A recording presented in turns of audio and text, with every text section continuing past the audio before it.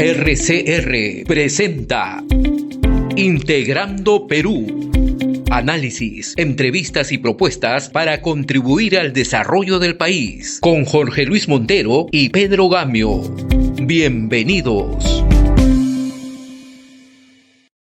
Amigos, estamos con una profesional muy calificada que es líder en KPMG, no solamente del Perú, sino de América Latina, con oficina principal en la ciudad de Houston, Estados Unidos.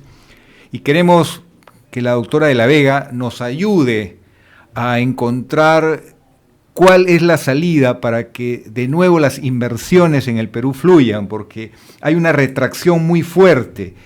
Ella conoce bien el mercado y particularmente el sector energía y minas. La pregunta de cajón sería, ¿qué hacer para reactivar las inversiones privadas?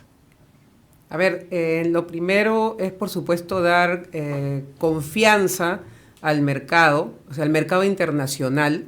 Y una de las maneras de dar confianza es, por ejemplo, el tema de viabilizar las oportunidades, los tiempos para poder invertir, ¿no? Entonces, ¿qué ha venido pasando en el caso del Perú? Este tema se ha ralentizado, o sea, el tema de permisos, sobre todo pensando en el sector energía y minas, los temas de carácter ambiental. En otros países hay 210 procesos y 19 instituciones. No, justamente hay países incluso de la región que tienen también minerales, que tienen hidrocarburos, han ido trabajando en reducir los permisos, y justamente porque es una oportunidad. Incluso se ha hecho mucho más latente el tema de hacer cambios rápidos para poder capturar la atención de los inversionistas, incluso en época COVID. Esa es una urgente reforma. Simplificar, fusionar, hacer un solo bus y no ponerlo al inversionista en el plano de resolver, parece esos juegos de que tienes que buscar la salida y nunca la encuentras. Sí, efectivamente, y algo que es importante aquí es que los inversionistas, sobre todo los grandes jugadores en el mundo, están mirando dónde invertir, como que el mapa del mundo, y ver dónde están esas oportunidades que se pueden capitalizar o recuperar rápido. Entonces, el tema regulatorio, el tema de demoras de permisos, es clave. Realmente es clave. Jorge, desde Cajamarca. Beatriz. Sí. Hola, Beatriz, bienvenida a Integrando Perú. Muchas gracias por tu participación.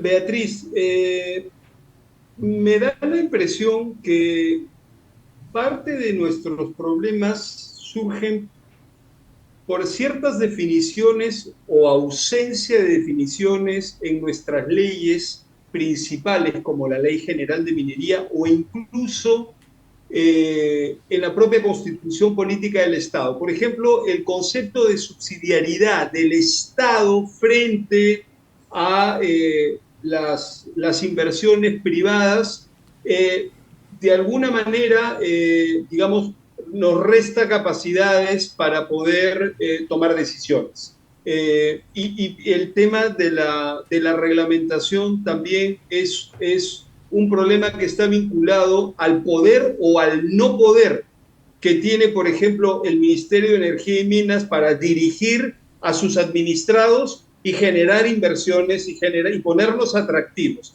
Resulta que no, que estamos craquelados, intervienen 30 instituciones, muchas de ellas conceptualmente antimineras y antipetroleras, y ponen una serie de trabas, filtros, candados.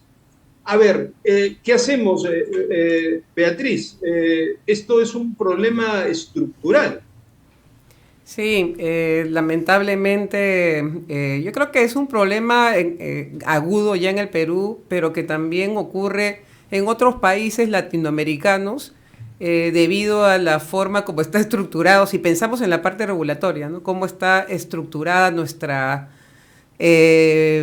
jurídicamente el sistema, ¿no? En donde, como tú dices, se requiere regulación y los espacios de discrecionalidad de quien resuelve son muy pocos. Creo que también tiene que ver con eso.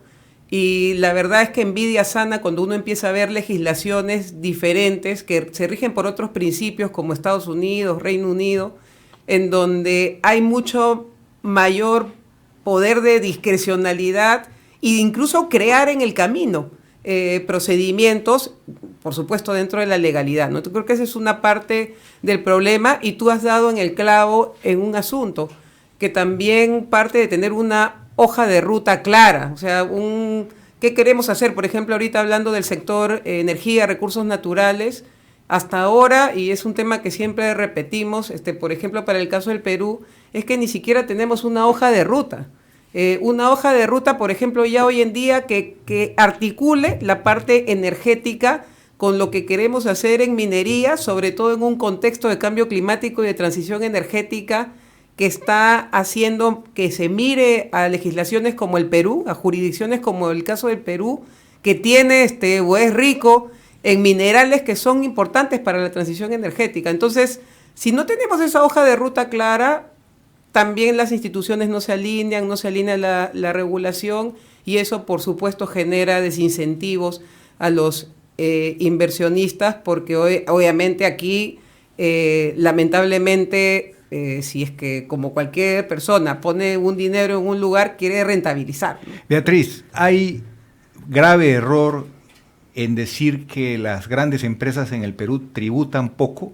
Yo he visto un cuadro, y corrígeme si estoy en error, la presión tributaria para la minería y las empresas de hidrocarburos va de 45 a 55%. ¿Esa es una tasa muy competitiva o estamos siendo muy generosos en el Perú? La tasa es competitiva y hay estudios al respecto.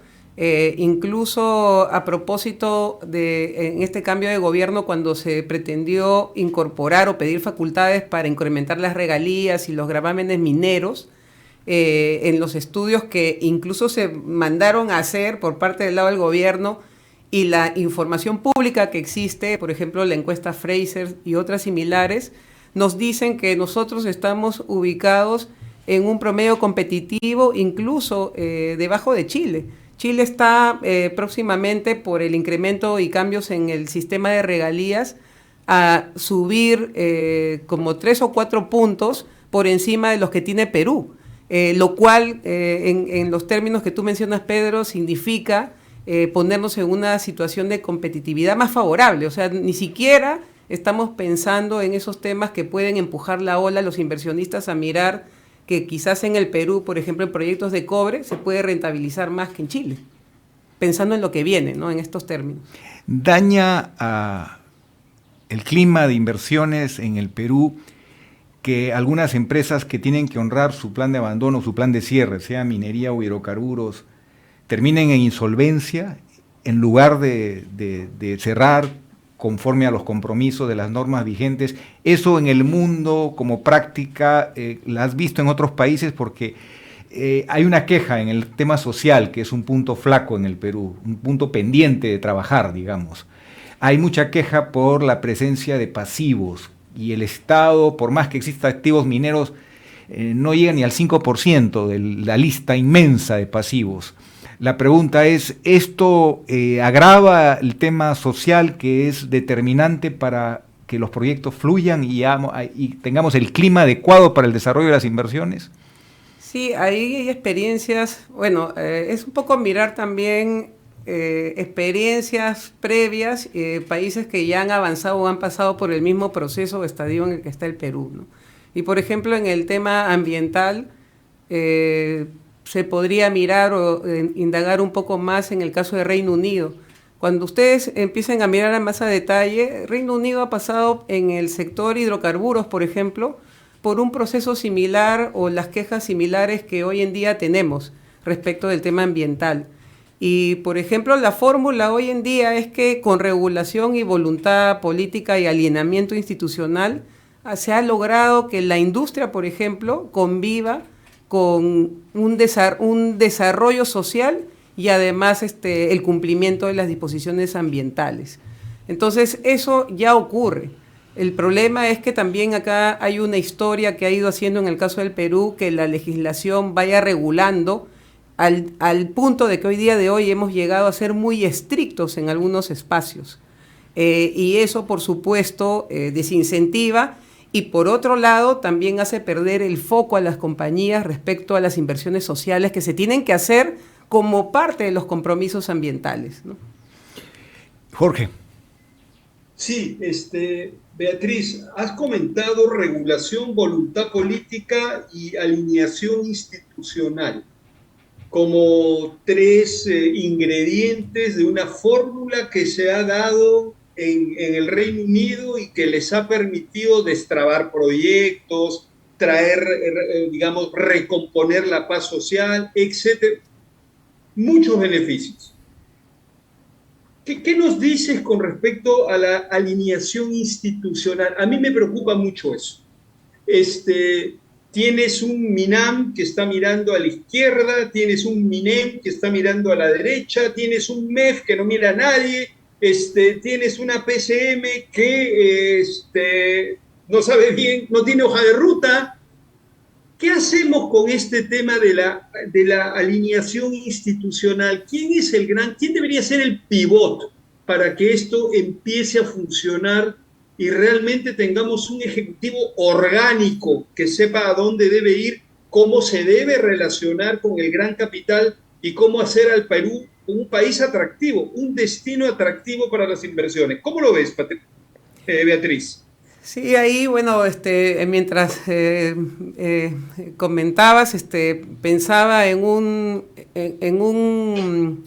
comité ejecutivo, o sea, como lo llamaría el sector privado, a un grupo de ministros sentados, conversando de temas estratégicos del Perú, para empezar. Y en vez de que eso ocurra actualmente, en el sector energía, sobre todo, está empezando a haber la creación de comités multisectoriales, ¿no? O sea, no sé si han visto, por ejemplo, para los temas de cambio climático se creó una comisión multisectorial. Ahora, por ejemplo, hay un tema nuevo de transición energética que, por ejemplo, tiene que ver con el desarrollo de hidrógeno, comisión multisectorial. Y hay varias comisiones multisectoriales que están empezando a fluir, que tiene algo de positivo porque por lo menos, como tú dices, se está empezando a ver un alineamiento, por lo menos de entender cuál es el problema de fondo. Eso está bien, pero en realidad, como decía al principio, debería partir más bien de que ese entendimiento no solamente lo tengan los técnicos, sino la visión estratégica la tengan los ministros. Beatriz, el problema social. Hemos reglamentado el convenio 169 de la OIT, que es una norma que algunos especialistas le dan, por tratarse de un tratado de derechos humanos, rango constitucional, que el Perú ha ratificado ya desde hace muchos años. Y ya se conoce la experiencia en el sector hidrocarburos y hoy está entrando poco a poco en los proyectos mineros. Pero hay una observación. Se ha traído abajo la seguridad jurídica cuando el Ministerio de Cultura, por ejemplo, no acredita quién es pueblo indígena y quién no lo es, al extremo de que pueden no cumplir los tres requisitos: vinculación con el territorio, tener una lengua originaria, costumbres propias, distintas de la sociedad moderna. Y si se autodeclaran pueblos indígenas, aunque no cumplan los tres requisitos, podrían ser admitidos como pueblo indígena. En pocas palabras, se pierde toda predictibilidad. ¿Cuál es tu impresión? Nos hemos excedido, hemos sido más papistas que el Papa en el respeto a una norma importante que atiende a este sector, y el mensaje puede ser demorar mucho permisos tan importantes como la exploración, que es el inicio de la actividad en el caso de la industria extractiva, y yo no imagino proyectos mineros que tengan que esperar, como el caso de hidrocarburos, 2 años y a veces 3 años para obtener un permiso temporal. Sí, Pedro, como tú bien señalas, yo creo que ya nos hemos ido al extremo de la regulación. Y ahí sí, pues recordar, la OIT 169 es un tratado internacional de Naciones Unidas que ratifica el Perú, y si lo ves desde afuera, o sea, cómo lo estudia la gente en las universidades, el caso del Perú es que Perú es uno de los pocos en el mundo que ha legislado, o sea, ha incorporado normativamente una ley de consulta previa. O sea, como que por ese lado somos vistos como un país de respeto a los derechos de las minorías y de las comunidades indígenas. Esa es la visión o es lo que vendemos con la normativa, que otros países no lo tienen, porque finalmente estos temas de afectación a derechos civiles, económicos de las minorías se ha resuelto a través de resoluciones judiciales en otras latitudes en Latinoamérica. Y no solo en Latinoamérica, también hay mucha experiencia hasta en Suecia, o sea, donde también hay comunidades. Entonces, ¿qué es lo que pasa en el caso del Perú? Nos hemos ido a la forma y no al fondo. Y creo que nuevamente lo mismo, pasa por un tema también de falta de discrecionalidad o de querer incurrir en responsabilidad de la persona que resuelve. Y se exija el mismo procedimiento tedioso de la explotación, donde hay recursos que redistribuir, de la exploración, que es una apuesta de alto riesgo. Tú sabes, en el caso de hidrocarburos, prácticamente hay una décima posibilidad, del riesgo es inmenso, y es un acuerdo temporal. ¿Cómo se le va a exigir lo mismo que aquel que ha descubierto pues, un yacimiento importante? ¿Tú consideras que es urgente una reingeniería que significa un estricto cumplimiento del tratado, pero no ser más papistas que el Papa con esta falta de seguridad jurídica que está haciendo que la inversión se contraiga también por esta razón? Efectivamente, como decía, o sea, hay otros países que no tienen ni siquiera una ley o un reglamento, sino han definido criterios sobre la base de resoluciones judiciales. Entonces, ¿por qué en esos otros países de la región o en otras latitudes del mundo sí hay un avance en el respeto a los derechos de las poblaciones indígenas con menos reglamentación de la que nosotros tenemos? O sea, es un tema que tiene que ver con la discrecionalidad y el conocimiento también, no solamente del tema propiamente social, sino alinear estratégicamente en el desarrollo de industrias que van a, ¿cómo se dice?, retribuir en recaudación para poder desarrollar proyectos sociales. Creo que ese enfoque, esa forma de pensar, no lo tenemos a nivel de todos los estadios estatales. Y cambiar... Beatriz, sí, adelante, Jorge.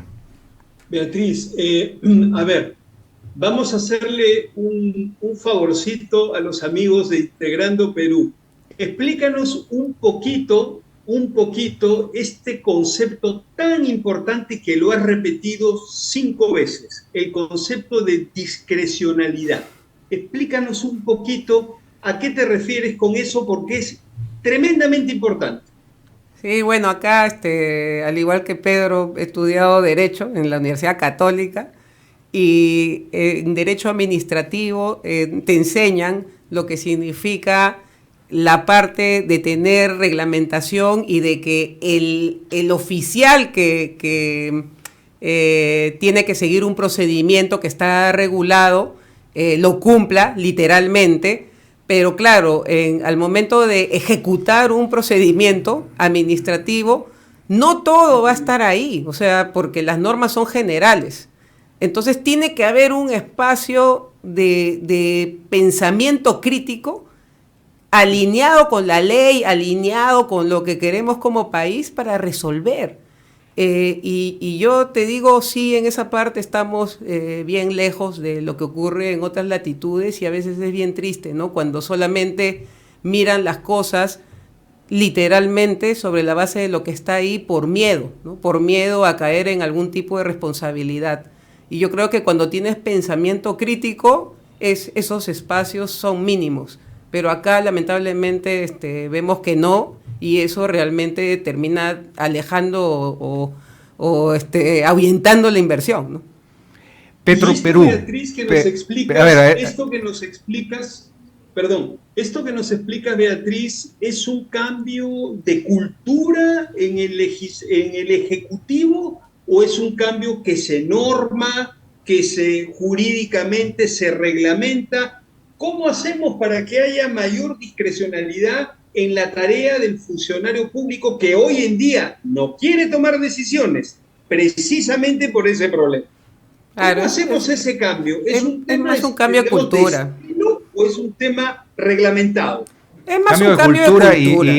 y el tema de la Contraloría, que no persiga el control de procedimientos, sino que evalúe prioritariamente resultados. Así el que trabaja más no está sobreexpuesto, porque es increíble, el que hace menos pasa piola. Pero si el auditor suda la camiseta y te obliga, te empuja como capitán y a todos los integrantes del equipo a hacer goles, es diferente. Entonces la gente va a decir, mientras más trabajo, estoy cumpliendo mi deber, no estoy exponiéndome más a que me empapelen y a tener 1000 dolores de cabeza, porque el mensaje es incorrecto. La versión latina de la auditoría es control de procesos, la versión anglosajona es control de resultados como prioridad. Esa mentalidad, lamentablemente, del miedo a tomar decisiones ha crecido de manera gigantesca. Pero yo quería hacer la pregunta sobre sobre Petroperú. El problema es, como equivocadamente se ha interpretado, ¿están contra Petroperú?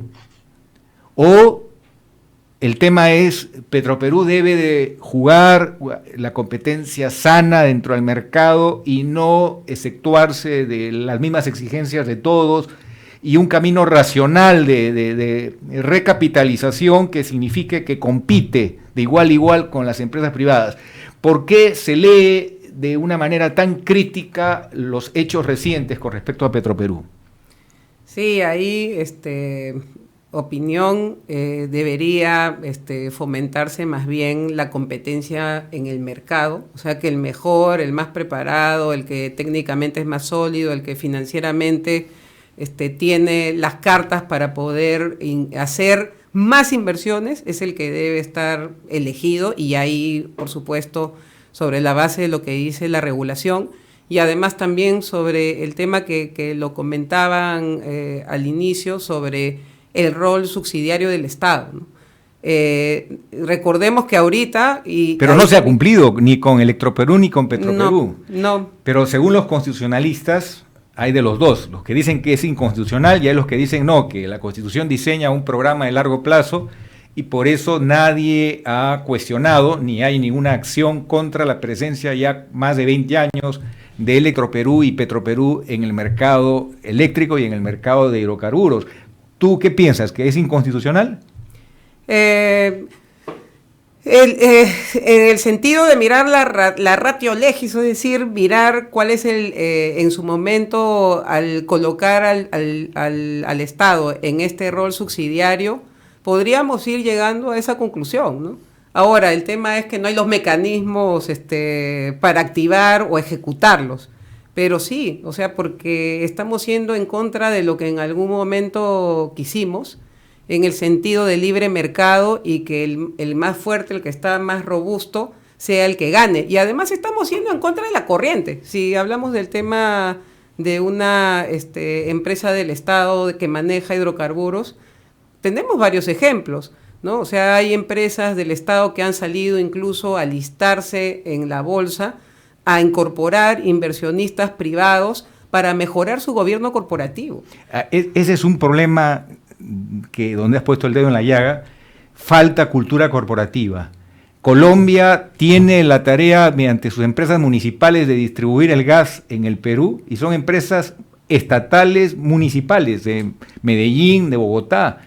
Es impresionante. La empresa mejor manejada de la minería de Sudamérica es la empresa estatal de Chile, la que tiene grandes reportes muy elogiados en el mundo por la cultura corporativa. Pero en el Perú, dame un solo ejemplo donde no se haya violentado reglas esenciales de la cultura corporativa. Entonces, eso hace que el ciudadano se sienta maltratado, porque es el accionista finalmente de Petroperú. Pero ¿tú crees que con la actual forma de manejar las cosas y estos periódicos auxilios económicos en momento de mucha dificultad para el Estado, con prioridades mayores, como es salud, como es prevención de desastres, como es seguridad alimentaria, suena una gran controversia asignarle fondos a Petroperú? La salida racional de que se recapitalice con algunos lotes es una solución mejor que transferir dinero que luego no sabemos si va a volver a repetirse la figura, o cuál sería, como médico de cuidados intensivos, tu consejo. Yo creo que no es un momento de incorporarle más tareas, o sea, hablando en términos latos, de incorporar más tareas, cuando por otro lado estamos viendo que necesitamos tirarle un salvavidas a esta compañía, ¿no? Y ahí sí miremos qué es lo que pasa en el sector privado, cuando hay una empresa que financieramente, por ejemplo, no puede cumplir con sus proveedores, llega hasta entrar a un proceso de reestructuración. Entonces, ¿tú venderías Petroperú? No es que vendería Petroperú, es un tema que hay que analizar. No conozco a detalle los números, etcétera, pero por lo menos sí hay indicadores, ¿no? Porque pedir un apoyo financiero es un indicador de que las cosas requieren evaluarse, porque debe haber algún manejo que puede cambiar desde el punto de vista financiero. Entonces, esos indicadores, o sea, esas llamadas de alerta, te hacen pensar de que en una situación como esta, entrar a un nuevo negocio no es la solución. O sea, es sentido común de alguien que está en los negocios. Y la última pregunta, ¿tú consideras que el incremento promedio de los derivados del petróleo en el Perú tiene que ver con la situación de Petroperú? Antes los precios en el Perú estábamos en la posición intermedia, ahora estamos en el quintil que cobra más a los ciudadanos en el caso de Sudamérica. ¿Eso para ti se explica por la deuda de Petroperú? Es decir, ¿los márgenes son mayores que hace unos años? No por eso, creo que principalmente. Creo que hay otros problemas que son más profundos. Por ejemplo, el hecho de no haber más bien fomentado en el tiempo de tantos pedidos que se ha hecho a la exploración en el sector de hidrocarburos. Quizás de repente hoy día tendríamos otro Camisea, o tendríamos otros proyectos petroleros ya avanzando, porque no le hemos dado el impulso a la exploración para tener más producción local. Entonces, ¿eso qué hace? Que tengamos que importar mayoritariamente para cumplir con el consumo interno. Pero eso es Perupetro. Exacto, pero es Perupetro, no solamente Perupetro, o sea, porque Perupetro, por supuesto, es el que promueve la exploración, pero recuerda también que hay cambios que se propusieron en la Ley Orgánica de Hidrocarburos. No tenemos hacia atrás una hoja de ruta. Hemos sido por muchos años y seguimos siendo importadores de petróleo. Entonces hay más temas. A esos le sumaría el que tú has mencionado, ¿no? Muchas gracias, Beatriz. Y hasta gracias, Beatriz, muy pronto. por acompañarnos.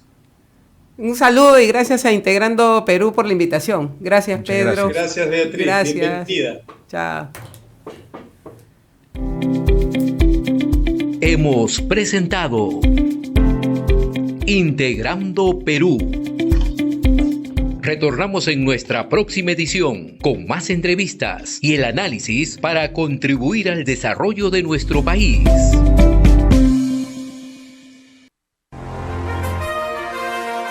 RCR